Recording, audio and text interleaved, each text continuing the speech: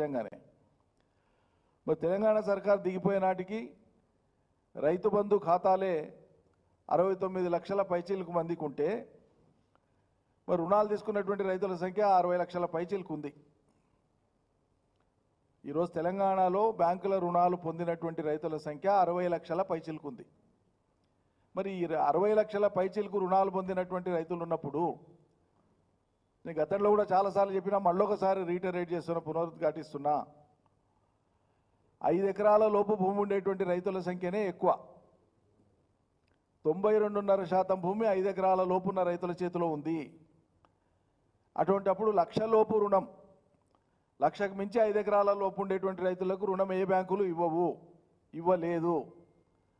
అటువంటిప్పుడు అత్యధిక ₹1,00,000 రుణం కలిగినటువంటి రైతుల సంఖ్య గత ప్రభుత్వంలో 39 లక్షలు ఉంటే మా ప్రభుత్వంలో ఇప్పుడు అది ఖచ్చితంగా 40 నుంచి 45 లక్షల మధ్యలో ఉండాల. 40 నుంచి 45 లక్షల సంఖ్యగా ఉండాల లక్షలోపు రుణాలు పొందినటువంటి వాళ్ళు. లేదు వీళ్ళు కొందరు ఓవర్లాప్ అయి 1,50,000లో పడింది అనుకుంటే కూడా మీరు మొదటిసారి రెండోసారి కలిపి చేసింది ఎంత? ఇప్పుడు రైతుల సంఖ్య ఎంత?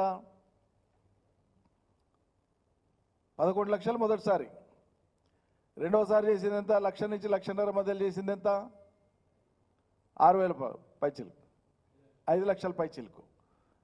అంటే మొత్తం ఎన్ని లక్షల మంది అన్నట్లు? మరి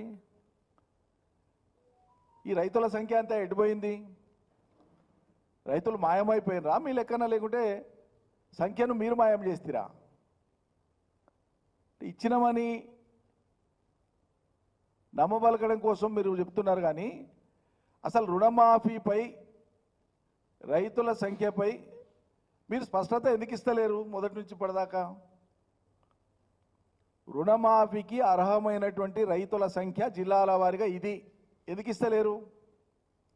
ఏం గోప్యం ఉంది దీంట్లో? ఎందుకు గోప్యత మెయింటైన్ చేస్తున్నారు? ఈ రహస్యానికి కారణం ఏంది?